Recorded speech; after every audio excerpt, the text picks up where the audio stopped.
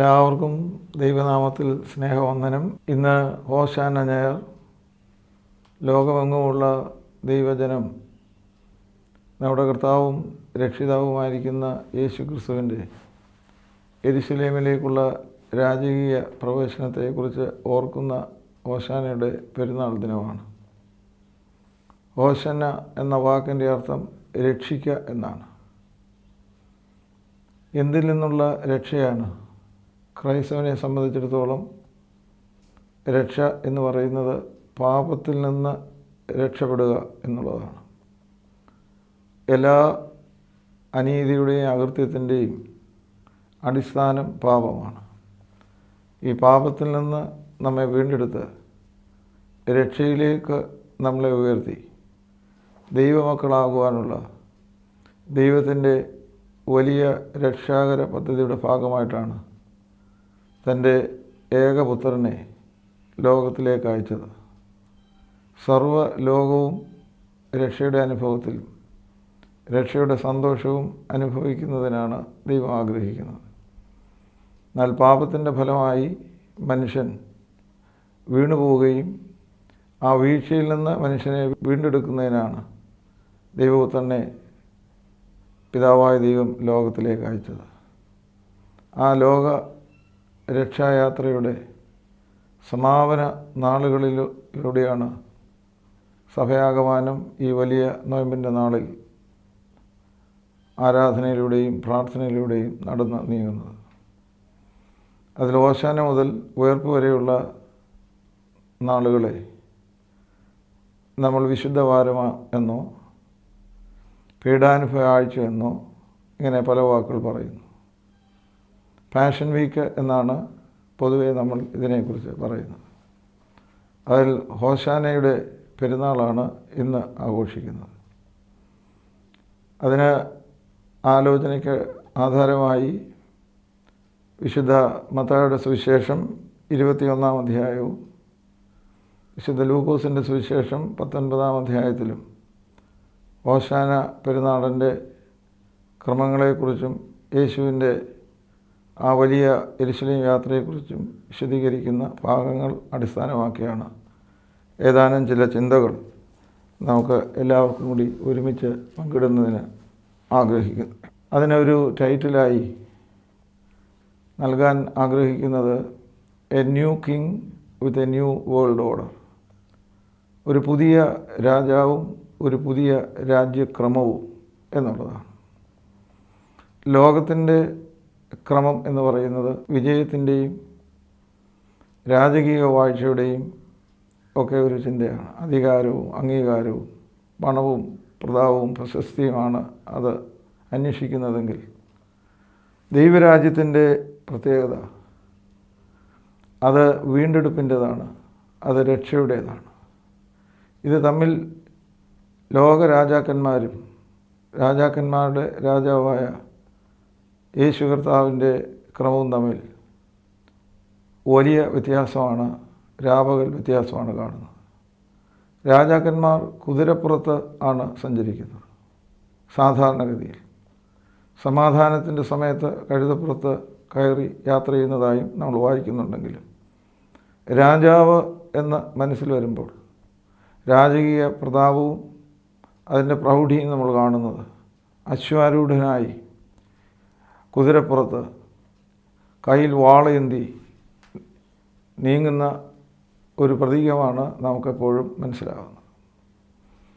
അപ്പോൾ ഈ കയ്യിലുള്ള വാള് വെട്ടി വീഴ്ത്താനും രക്തം ചിന്താനും വെട്ടിപ്പിടിക്കാനുമാണ് ഉദ്ദേശിക്കുന്നതെങ്കിൽ യേശു ക്രിസ്തു സഞ്ചരിക്കുന്നത് ഒരു കഴുതപ്പുറത്താണ്. ഈ അഖിലാണ്ടത്തിൻ്റെ സൃഷ്ടാവായ സർവശക്തനായ ദൈവപുത്രന് തനിക്ക് യെരുശലേമിലേക്ക് യാത്ര ചെയ്യുന്നതിന് ഒരു കഴുതക്കുട്ടിയെ യാചിച്ച് വാങ്ങിക്കേണ്ടി വരുന്നതും ഒരു പ്രതീകമായി നമുക്ക് കാണാവുന്നതാണ്. ഒപ്പം തന്നെ നമ്മൾ ഏറ്റവും ആകർഷണീയമായി കാണുന്ന ഒരു ജീവിയല്ല, ഒരു മൃഗമല്ല കഴുത. എല്ലാവരും പരിഹസിക്കുകയും കുട്ടികൾ കല്ലെറിയുകയും ഒക്കെ ചെയ്യുന്ന പരിഷ്കൃതമല്ലാത്ത ഇഷ്ടപ്പെടാത്ത ഒരു വിരൂപ കാഴ്ച പോലെയാണ് ഈ കഴുത എന്ന മൃഗത്തെ നമ്മൾ കാണുന്നത്. അങ്ങനെ ഏറ്റവും അവഗണിക്കപ്പെടുകയും വളരെ ശാന്തമായും വളരെ പതുക്കെയും സഞ്ചരിക്കുന്ന ഒരു മൃഗത്തിൻ്റെ മുകളിലാണ് യേശു തമ്പുരാൻ യെരൂശലേമിലേക്ക് യാത്രയാകുന്നത്. അത് വെട്ടിപ്പിടിക്കാനല്ല, അത് വീണ്ടെടുക്കാനാണ്. പതുക്കെ യാത്ര ചെയ്യുമ്പോൾ തന്നെ ആണ് നമുക്ക് മനുഷ്യരെ എപ്പോഴും കാണാനായിട്ട് സാധിക്കുന്നത്. ഓരോരുത്തരെയും ഓരോ സ്ഥലവും ഓരോ അനുഭവങ്ങളും കണ്ട് നമുക്ക് മുമ്പോട്ട് നീങ്ങാനായിട്ട് സാധിക്കുന്നത് പതുക്കെ സഞ്ചരിക്കുമ്പോഴാണ്. ഇന്ന് വളരെ വലിയ സ്പീഡിൻ്റെ ഒരു ലോകത്തിലാണ്, സൂപ്പർ സോണിക് യുഗത്തിലാണ് നമ്മൾ ജീവിക്കുന്നത്. അപ്പോൾ ഈ അതിവേഗതയിൽ സഞ്ചരിക്കുമ്പോൾ ഉണ്ടാകുന്ന അപകടങ്ങളിലൊന്ന്, അത് ഒരുപാട് ആളുകളെ അപകടപ്പെടുത്താം. മറിച്ച് നമുക്ക് അടുത്ത് നിൽക്കുന്നയാളിൻ്റെ മുഖം നഷ്ടപ്പെടുകയും ചെയ്യും. അല്ലെങ്കിൽ അടുത്ത് നിൽക്കുന്ന ആളിൻ്റെ മുഖമില്ലെങ്കിലും എൻ്റെ മുഖം കൂടുതൽ പ്രശോഭിതമായാൽ മതി എന്ന് ചിന്തിക്കുന്ന സ്വാർത്ഥതയുടെയും മുമ്പേ സൂചിപ്പിച്ചതുപോലെയുള്ള വെട്ടിപ്പിടിക്കലിൻ്റെയൊക്കെ ഒരു ലോകത്തിൽ തൻ്റെ മുഖം എല്ലാവർക്കും പ്രകടിപ്പിച്ചും പ്രകാശിപ്പിച്ചും തൻ്റെ മുഖത്തേക്ക് നോക്കിയ ആളുകൾ തങ്ങളുടെ വേദനകളും ആവലാതികളും പറയുന്ന ഒരു യേശുവിനെയാണ് കാണുന്നത്. അങ്ങനെ സഞ്ചരിക്കുന്ന യെരൂശലേമിലേക്ക് സഞ്ചരിക്കുന്ന യേശുവിൻ്റെ പുറകെയാണ് കുഞ്ഞുങ്ങൾ ആബാലവൃദ്ധജനവും ഹോശന്ന കർത്താവിൻ്റെ നാമത്തിൽ വരുന്നവൻ വാഴ്ത്തപ്പെട്ടവൻ എന്ന് പറയുന്നത്. അവരെ രക്ഷിക്കുവാൻ കഴിയുന്നവൻ അവരുടെ കൂടെ നടക്കുന്നവൻ തന്നെയാണ്. കൂടെ നടക്കുകയും മനുഷ്യൻ്റെ വേദനകൾ അറിയുകയും അവൻ്റെ കരച്ചിൽ കാണുകയും ചെയ്യുന്ന യാത്ര ആണ് യേശുവിൻ്റേത്. അങ്ങനെയുള്ള യാത്രകളൊക്കെയാണ് കഴിഞ്ഞ ദിവസങ്ങളിലൊക്കെ നമ്മൾ നമ്മുടെ ആരാധനകളിൽ വായിച്ചത്. യെരൂശലേമിലേക്കുള്ള യാത്ര സമയത്ത് തന്നെയാണ് ഭർത്തിമായി എന്ന കുരുടനായ മനുഷ്യനെ യേശു കാണുന്നതും അവൻ്റെ അടുക്കൽ നിന്ന് അവനെ വിളിക്കുക എന്ന് പറഞ്ഞ് അവനെ സൗഖ്യമാക്കുന്നതുമെല്ലാം. അത്തരത്തിൽ ഹോശന്ന പെരുന്നാൾ വലിയ പ്രതീകങ്ങളുടെ ഒരു പെരുന്നാളാണ്. ഒരുപാട് ഉൾക്കാഴ്ചകൾ നമുക്ക് നൽകുന്നതുമായ ഒന്നാണ് യേശുവിൻ്റെ ഈ യെരൂശലേമിലേക്കുള്ള യാത്ര.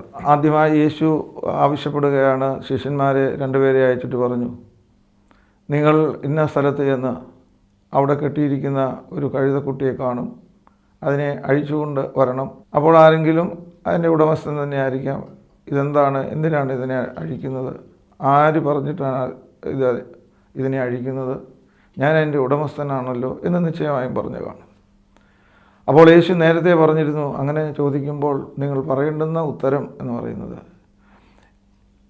യേശു ക്രിസ്തുവിന്, അതായത് എനിക്ക് ഇതിനെ കൊണ്ട് ആവശ്യമുണ്ട് എന്ന് പറയണം എന്നാണ്.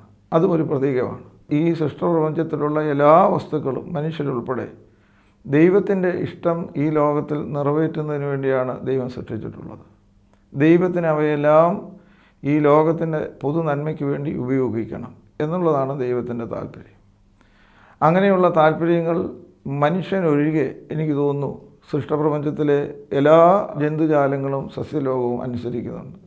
ദൈവത്തിൻ്റെ അല്ലെങ്കിൽ സൃഷ്ടിതാവിൻ്റെ ഹിതപ്രകാരമാണ് അതിൻ്റെ സൃഷ്ടി നാൾ മുതൽ ഇതുവരെയും പ്രവർത്തിക്കുന്നത്. ഒരുപക്ഷെ നമ്മൾ അതിന് ഉത്തരം പറഞ്ഞേക്കാം, മനുഷ്യന് മാത്രമാണ് ബുദ്ധി ഉപയോഗിച്ച് കാര്യങ്ങൾ ചെയ്യുവാനായിട്ട് സാധിക്കുന്നത്. മനുഷ്യൻ്റെ സവിശേഷമായ ബുദ്ധി കൊണ്ട് തിരിച്ചറിവുകൾ നടത്താനുള്ള കഴിവുള്ളത് കൊണ്ട് മനുഷ്യന് ആണ് ഈ ഫ്രീ വില്ല് കൊണ്ട്, സ്വതന്ത്ര ഇച്ഛാശക്തി കൊണ്ട് ചിന്തിക്കുന്നത് കൊണ്ടാകാം വ്യത്യാസം വന്നതെന്നൊക്കെ ചിന്തിച്ചാലും മനുഷ്യൻ മാത്രമാണ് ദൈവഹിതത്തിൽ നിന്ന് മാറി തങ്ങളുടെ സ്വാതന്ത്ര്യമനുസരിച്ച് ചിന്തിക്കാനും പ്രവർത്തിക്കാനും ദൈവം അവർക്ക് സ്വാതന്ത്ര്യം നൽകിയിട്ടുണ്ട്. ആ സ്വാതന്ത്ര്യത്തെ പലപ്പോഴും ദുരുപയോഗം ചെയ്യുന്നതുമായിട്ടാണ് നമ്മൾ കാണുന്നത്.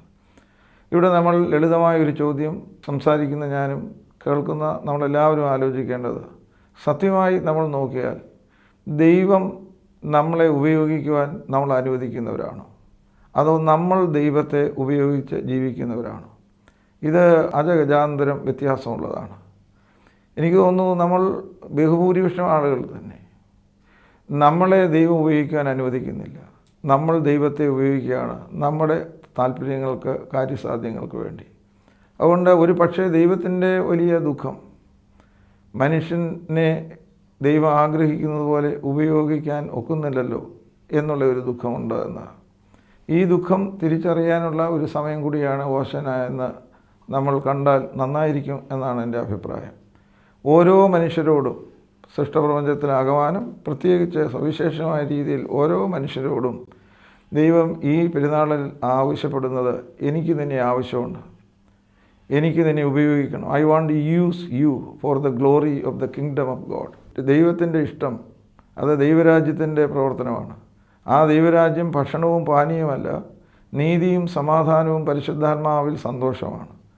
ഭക്ഷണവും പാനീയവുമൊക്കെ ഈ വ്യാവഹാരിക ലോകവുമായി ബന്ധപ്പെട്ടതാണ്.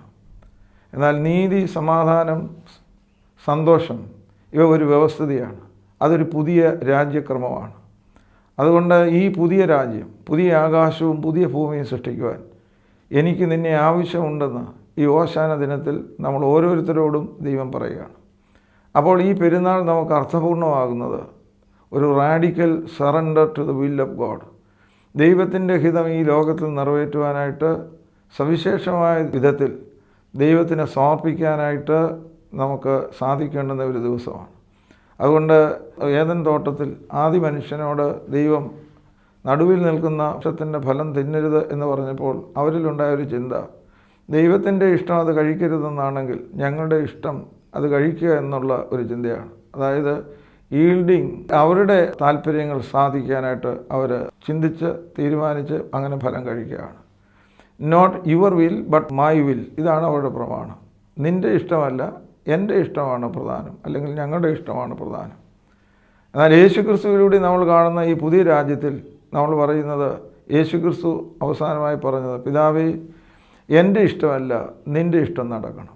അപ്പോൾ ഈ ഓശാനയിൽ നമ്മൾ ഓർക്കേണ്ടുന്ന വലിയ പ്രധാനപ്പെട്ട ഒരു സമർപ്പണ ചിന്തയെന്ന് പറയുന്നത്, not my will, not our will but your will alone, നിൻ്റെ ഇഷ്ടം മാത്രം ഈ ലോകത്തിൽ നിറവേറ്റണമേ എന്ന് പറഞ്ഞ് ദൈവസന്നിധിയിൽ ദൈവപുത്രൻ ചെയ്തതുപോലെ നമ്മളെയും സമർപ്പിക്കുക എന്നുള്ള വളരെ പ്രധാനപ്പെട്ട ഒരു സമർപ്പണത്തിൻ്റെ രക്ഷാ നിമിഷങ്ങളാണ് ഈ ഓശാനയിൽ നമ്മൾ ഓർക്കേണ്ടത്.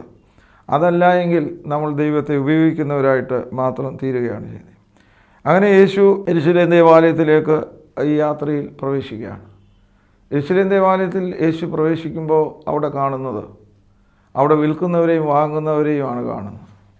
യേശു അവരോട് കഠിനമായ ഭാഷയിൽ, ശക്തമായ ഭാഷയിൽ, പ്രവാചക തുല്യമായി പറയുന്നുണ്ട്, ഇതെൻ്റെ ആലയമാണ്, എൻ്റെ ആലയം പ്രാർത്ഥനാലയമാണ്, അത് നിങ്ങൾ കള്ളന്മാരുടെ ഗുഹയാക്കി തീർക്കുന്നു. വളരെ പ്രധാനപ്പെട്ട ഒരു കാഴ്ചയാണിത്. അതായത് എൻ്റെ ആലയം എന്ന് പറയുന്നത് പ്രാർത്ഥനാലയമാണ്. അപ്പോൾ ആ ഒരു പ്രയർ സെൻറ്ററിനെ ഒരു ട്രേഡ് സെൻറ്ററാക്കി മാറ്റുന്ന അതീവ ഗുരുതരമായ വീഴ്ചയാണ് യെരൂശലേം ദേവാലയത്തിൽ സംഭവിച്ചിരിക്കുന്നത്. പ്രാർത്ഥിക്കാൻ വരേണ്ട, ഈ പ്രാർത്ഥനാ സ്ഥലത്ത് വരേണ്ട ആളുകൾ പലപ്പോഴും ഈ കള്ളന്മാരുടെ ഗുഹയാക്കി തീർത്തു, അല്ലെങ്കിൽ കച്ചവട കേന്ദ്രമാക്കി തീർത്തു, വാണിഭശാലയാക്കി തീർത്തു എന്ന് പറയുന്ന സ്ഥലം നമ്മൾ സൂക്ഷ്മമായി യഹൂദ ക്രമം അനുസരിച്ച്, യെരൂശലേം ദേവാലയത്തിൻ്റെ ക്രമം അനുസരിച്ച് നോക്കിയാൽ അത് അവിടുത്തെ പ്രമാണിമാർക്കുള്ള സ്ഥലമല്ലായിരുന്നു. അത് ഉപേക്ഷിക്കപ്പെട്ടവർ, തള്ളപ്പെട്ടവർ, രോഗികളായിട്ടുള്ളവർ, അശരണരായിട്ടുള്ളവർ, കുഷ്ഠരോഗികൾ, കാഴ്ചയില്ലാത്തവർ, ഇവർ വന്ന് ആരാധനയിൽ പങ്കെടുക്കാനുള്ള ഒരു വിദൂര സാധ്യതയുള്ള സ്ഥലമാണ്. ആ സ്ഥലങ്ങളിൽ നിന്ന് അവരെയെല്ലാം വെളിയിലാക്കി അവിടെയാണ് ഈ ട്രേഡ് സെൻറ്റർ ആരംഭിച്ചിരിക്കുന്നത്. അപ്പോൾ അങ്ങ് അരികുകളിൽ ഇരുന്നെങ്കിലും ദൈവാരാധനയിൽ പങ്കെടുക്കാൻ സാധ്യതയുള്ളവരെ അതിനും അപ്പുറത്തേക്ക് നിഷ്കാസിതരാക്കി, അത് വലിയ വാണിഭശാലയാക്കി, വരുമാന മാർഗമാക്കി തീർത്ത അതീവ നിന്ദ്യവും ഗുരുതരവുമായ, ദൈവത്തിൻ്റെ ഹൃദയത്തെ വല്ലാതെ വേദനിപ്പിക്കുന്നതായ ഒരു ക്രമമാണ് യെരൂശലേം ദേവാലയത്തിൽ നടന്നത്. അപ്പോൾ ആ ട്രേഡ് സെൻറ്ററിനെ യേശു അതെല്ലാം മാറ്റി അത് വീണ്ടും ഇത് പ്രയർ സെൻറ്റർ, പ്രാർത്ഥനാലയം ആക്കുക എന്നുള്ള ഈ ക്ലെൻസിങ് ഓഫ് ദ ടെമ്പിൾ, ഈ ദേവാലയത്തിൻ്റെ ശുദ്ധീകരണം, വിമലീകരണമാണ് അവിടെ നമ്മൾ കാണുന്നത്. ഈ രീതിയിൽ ഉള്ള ഒരു വലിയ രൂപാന്തരത്തിൻ്റെയും ശുദ്ധീകരണത്തിൻ്റെയും അനുഭവം ആണ് നമ്മൾ അവിടെ കാണുന്നത്. എന്നാൽ ഇന്ന് ഇതിൻ്റെ പ്രസക്തി എന്താണ്? ഹോശാന ഞായറാഴ്ചയുടെ പ്രസക്തി എപ്പോഴാണ് ഗൗരവമായി നമുക്ക് മനസ്സിലാകുന്നത്? യെരൂശലേം ദേവാലയം എന്നുള്ള ആ ദേവാലയം നമ്മൾ ശലോമോൻ പണിത അതിവിശിഷ്ടമായ, വിശാലമായ, വലിയ അത്ഭുതകരമായ ഒരു ദേവാലയ നിർമ്മിതിയാണ്. എന്നാൽ പൗലോസ് അപ്പോസ്തലൻ പറയുന്നു, നിങ്ങളാണ് ദൈവത്തിൻ്റെ മന്ദിരം, you are the temple of the living load. നിങ്ങൾ ദൈവത്തിൻ്റെ മന്ദിരമാണ് എന്ന് പറഞ്ഞാൽ ഞാനും നിങ്ങളുമാണ് യഥാർത്ഥ ആലയങ്ങൾ. ഈ യഥാർത്ഥ ആലയമാകുന്ന നമ്മിലേക്കുള്ള യേശുവിൻ്റെ പ്രവേശനം അർത്ഥപൂർണമാകുമ്പോഴാണ് നമുക്ക് ഓശാന അർത്ഥപൂർണമായി തീരുന്നത്. അല്ലെങ്കിൽ ഓശാന വെറും ഒരു ചടങ്ങ് മാത്രമാണ്, ഒരു ആഘോഷത്തിൻ്റെ ആവർത്തനം മാത്രമാണ്. അങ്ങനെ ആഘോഷിക്കാൻ മാത്രമുള്ളതല്ല, ജീവിതത്തെ ആഘോഷിക്കാനും നമ്മുടെ ഈ ആഴ്ചകളിലെല്ലാം ഉള്ള പ്രത്യേക പ്രാർത്ഥനകളിൽ ഞങ്ങളുടെ ആന്തരിക സൗന്ദര്യത്തെ വീണ്ടെടുക്കുവാൻ വന്നവനെ എന്നുള്ള പദമുണ്ട്. നമ്മുടെ ഉള്ളിൻ്റെ സൗന്ദര്യം, മനുഷ്യത്വത്തിൻ്റെ മഹത്വം നമുക്ക് വീണ്ടെടുക്കണമെങ്കിൽ നമ്മുടെ കർത്താവും രക്ഷിതാവുമായിരിക്കുന്ന യേശു കർത്താവ് ഈ ദേവാലയമാകുന്ന നമ്മിലേക്ക് പ്രവേശിക്കുവാനായിട്ട് നമ്മൾ അനുവദിക്കണം. സത്യമായി ഇനിയും ചോദിക്കണമെന്ന ഗൗരവമായ ചോദ്യം, ഇന്ന് യേശു നമ്മുടെ ഉള്ളിലേക്ക് ഈ ദേവാലയത്തിലേക്ക് യെരുശലേം ദേവാലയത്തിൽ പ്രവേശിച്ചതുപോലെ പ്രവേശിക്കുമ്പോൾ ശരിയായും നിശ്ചയമായിട്ടും ദൈവത്തിന് എന്നെ നോക്കി പറയാൻ സാധിക്കുമോ, ഇത് യഥാർത്ഥ പ്രാർത്ഥനാലയമാണ്? അതോ യെരുശലേം ദേവാലയത്തെക്കുറിച്ച് കർത്താവ് ദുഃഖിച്ച് പറഞ്ഞതുപോലെ എൻ്റെ ആലയം പ്രാർത്ഥനാലയമാണ്, അതിനെ നിങ്ങൾ ട്രേഡ് സെൻ്ററാക്കി മാറ്റിയിരിക്കുന്നു? നമ്മുടെ ആലയങ്ങളെല്ലാം ട്രേഡ് സെൻ്ററിൻ്റെ ഒരു പരിവേഷം അതിനുണ്ടോ? അവിടെ വിൽക്കുന്നവരും വാങ്ങുന്നവരെയും നമ്മൾ കാണുന്നുണ്ടോ?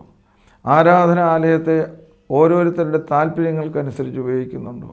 അധികാരത്തിനും അംഗീകാരത്തിനും പണത്തിനും പ്രശസ്തിക്കും വേണ്ടി ആണ് നമ്മൾ ഓരോരോ ഉത്തരവാദിത്വങ്ങൾ നിർവഹിക്കുന്നതെങ്കിൽ അത് യെരുശലേമിലേക്ക് കഴുതപ്പുറത്ത് പോയ യേശുവിനെ അല്ല, വെട്ടിവീഴ്ത്തുന്ന വെട്ടിപ്പിടിക്കുന്ന അധികാരത്തിനും അംഗീകാരത്തിനും വേണ്ടി ഉള്ള ജൈത്രയാത്രകൾ നടത്തുന്ന, ആരെയും വെട്ടി വീഴ്ത്തി നമ്മൾ സ്വന്തം കാര്യങ്ങൾ സാധിക്കുന്ന ഈ ട്രേഡ് സെൻ്ററിൻ്റെ വാണിജ്യത്തിൻ്റെ ഒരു അപ്രോച്ചാണോ നമുക്ക് ഉള്ളത് എന്ന് നോക്കണം. തോമസ് മാത്യു മലയാള സാഹിത്യകാരനാണ്. അദ്ദേഹം പറയുന്ന ഒരു വാക്ക്, സുന്ദരമായ ഒരു വാക്ക് കേട്ടിട്ടുണ്ട്. അദ്ദേഹം പറയുന്നത്, നമ്മളുടെ ഒക്കെ ഈ ആലയങ്ങൾ നമുക്ക് ദൈവത്തിൻ്റെ ആലയങ്ങളായി തിരിച്ചു പിടിക്കണമെങ്കിൽ നമുക്ക് യഥാർത്ഥമായ പ്രാർത്ഥന ജീവിതം ആവശ്യമാണ്.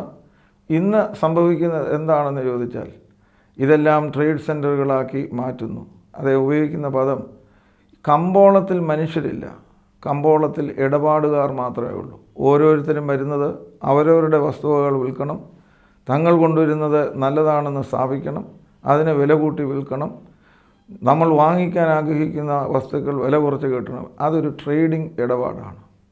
അങ്ങനെയുള്ള ഒരു സ്ഥിതി ആണ്. അതുകൊണ്ട് ഈ കമ്പോളത്തിൽ മനുഷ്യരില്ല, പള്ളിയിൽ മനുഷ്യരാണുള്ളത്. മനുഷ്യനെ മനുഷ്യനാക്കുന്നത് മനുഷ്യത്വമാണ്, അത് ദൈവീകതയാണ്, അത് ബന്ധങ്ങളാണ്. നമ്മുടെ എല്ലാം ഇടവകകൾ, നമ്മുടെ പള്ളികൾ യഥാർത്ഥ മനുഷ്യരെ കൊണ്ട് നിറയുന്ന ഒരു കാലം സൃഷ്ടിക്കുന്നതിനാണ് ഓശാന നമ്മൾ ആഘോഷിക്കുന്നതും ആചരിക്കുന്നതും. അതുകൊണ്ട് യേശു ക്രിസ്തുവിലൂടെ പ്രഖ്യാപിക്കപ്പെട്ട, കാണിച്ചു തന്ന മാതൃക സ്വീകരിച്ച് നമ്മുടെ വ്യക്തി ജീവിതത്തിൽ അത് ദൈവത്തിൻ്റെ മന്ദിരമാണെന്ന് തിരിച്ചറിഞ്ഞ് അത് പ്രാർത്ഥനാലയമായി നിലനിർത്തുന്ന വലിയ ഉത്തരവാദിത്വം നമ്മൾ ഉറപ്പാക്കേണ്ടതുണ്ട്. നമ്മുടെ പള്ളികളും നമ്മുടെ സഭകളുമെല്ലാം യേശു ക്രിസ്തുവിനെ അതിൻ്റെ കേന്ദ്രത്തിൽ പ്രതിഷ്ഠിച്ച് പ്രാർത്ഥനാലയങ്ങളായി തീരുന്നതിനിടെയാണ്. ഇവിടെ നമ്മൾ ഈ ഭാഗം വായിച്ച് അവസാനിപ്പിക്കുമ്പോൾ നമ്മൾ വായിക്കുന്നുണ്ട്, ഈ കച്ചവടക്കാരെയെല്ലാം യേശു തമ്പുരാൻ അവിടെ നിന്ന് അടിച്ച് പുറത്താക്കിയപ്പോൾ അവിടേക്ക് കുരുടന്മാർ, മുടന്തന്മാർ, കുഷ്ഠരോഗികൾ, അവർക്ക് നഷ്ടപ്പെട്ട സ്ഥാനത്തേക്ക് അവർക്ക് മടങ്ങി വരാനായിട്ട് സാധിച്ചു. അപ്പോൾ ചില ക്രമങ്ങളെ നമ്മൾ നിഷ്കാസനം ചെയ്യുമ്പോഴാണ് യഥാർത്ഥത്തിലുള്ള ഇരിക്കേണ്ടുന്ന ആളുകൾ അവിടെ ഇരിക്കാനായിട്ട് ഒക്കുന്നത്. അപ്പോൾ ദേവാലയത്തിലുള്ളത് പലതും പുറത്താക്കിയപ്പോൾ ദേവാലയത്തിൻ്റെ ഉള്ളിലിരിക്കേണ്ടതും ഇപ്പോൾ വെളിയിലാക്കപ്പെട്ടവരുമായ ആളുകൾ അവിടെ എത്തി യേശു തമ്പുരാൻ അവരോടുകൂടെ സമയം ചെലവഴിക്കുന്നു, അവരെ സൗഖ്യമാക്കുന്നു, അവർക്ക് ആനന്ദം നൽകുന്നു. അവർക്കത് വലിയ ഹോശാനയുടെ അനുഭവമായി തീർന്നു. അവർ രക്ഷിക്കപ്പെടുകയാണ്, അംഗീകരിക്കപ്പെടുകയാണ്, അവരുടെ ജീവിതത്തിന് അർത്ഥം കണ്ടെത്തുകയാണ്. അതുകൊണ്ട് ഈ ഹോശാനയുടെ മഹാപെരുന്നാളിൽ നമ്മുടെ സഭകളുടെയും നമ്മുടെ ഇടവകളുടെയും നമ്മുടെ വ്യക്തി ജീവിതത്തിൻ്റെയും നമ്മുടെ കുടുംബജീവിതത്തിൻ്റെയും ഒരു വീണ്ടെടുക്കൽ അനുഭവമായിട്ട് നമുക്ക് തീരണം. യേശു ക്രിസ്തു എല്ലാത്തിൻ്റെയും കേന്ദ്രത്തിൽ പ്രതിഷ്ഠിക്കപ്പെടുമ്പോൾ ഈ ലോകം ശാന്തമാകും, ഈ ലോകത്തിൽ സമാധാനം നിലനിൽക്കും, ഈ ലോകത്തിൽ യുദ്ധങ്ങൾ അവസാനിക്കും, ഈ ലോകം സാഹോദര്യത്തിൻ്റെയും സമത്വത്തിൻ്റെയും ഉൾച്ചേരലിൻ്റെയും കരുണയുടെയും ആത്യന്തികമായി ദൈവസ്നേഹത്താൽ പരസ്പരം ബന്ധിതമായിരിക്കുന്ന ദൈവരാജ്യത്തിൻ്റെ പുതിയ അനുഭവം ഉണ്ടാകും. അങ്ങനെ ഒരു പുതിയ ലോകവും ഒരു പുതിയ ലോകക്രമവും അതിൻ്റെ പുതിയ രാജാവ് എല്ലാവരെയും കണ്ട് നടന്ന് കൂടെ നീങ്ങുന്ന ലോകരക്ഷകനായ കർത്താവിനെ മഹത്വപ്പെടുത്തുന്ന ദിനം കൂടുതൽ ഊർജ്ജസ്വലമായും കൂടുതൽ ശീഘ്രത്തിലും സ്ഥാപിക്കപ്പെടുന്നതിന് നമ്മുടെ ഈ വർഷത്തെ ഹോശാനയുടെ ശുശ്രൂഷകളും ആചരണങ്ങളും മുഖാന്തരമായി ഭവിക്കട്ടെ എന്ന് ആശംസിക്കുന്നു. വേൾഡ് ടു വേൾഡിൻ്റെ പ്രേക്ഷകരായ എല്ലാവർക്കും ഈ ഹോശാന പെരുന്നാളിൻ്റെ വലിയ സന്തോഷം പങ്കിടുന്നു. നമുക്കൊരു പുതിയ രാജ്യം സ്ഥാപിക്കാം, ദൈവരാജ്യത്തിൻ്റെ മൂല്യങ്ങളെ വളർത്താം, സാഹോദര്യത്തിൻ്റെയും സമത്വത്തിൻ്റെയും ദൈവമക്കളായി തീരുന്നതിന് സർവശക്തനായ ദൈവം സഹായിക്കട്ടെ.